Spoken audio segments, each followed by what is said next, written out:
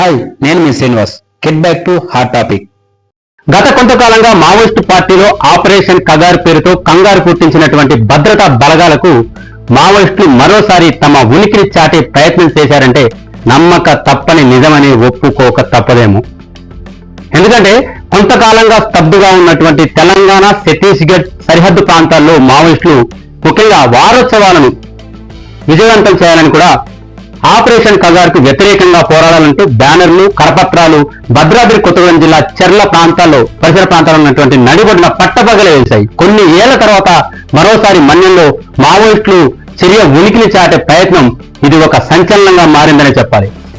అయితే భద్రతా బలగాలు దీన్ని కొట్టిపారేశాయి. ఇది ఆగతాయిల పనేనని కూడా అంచనా వేస్తున్నాయని సమాచారం. ఎందుకంటే అడుగడుగునా సోదాలు, నిత్యం నిఘా నేత్రాలతో గస్తీ. అదీగాక మావోయిస్టులు ఈ ప్రాంతంలో తూసిగట్టుకుపోయారు. ఉన్న కేడరు ఆపరేషన్ చేయుటతో కాస్త సన్నగిల్లిందన్న వార్తలు వస్తున్న నేపథ్యంలో ఈ చర్యను క్షుణ్ణంగా పరిశీలిస్తున్నట్టు సమాచారం. ఏదేమైనా మావోయిస్టులు వారోత్సవాల నేపథ్యంలో భారీ కూంబింగ్ నడుమ మన్యం మనుగడ కాస్త వెన్నులో వణుకు మొదలైందా అనే అనుమానాలు వ్యక్తమవుతున్నాయి. దీనికి సంబంధించి మరికొన్ని వివరాలు చూద్దాం.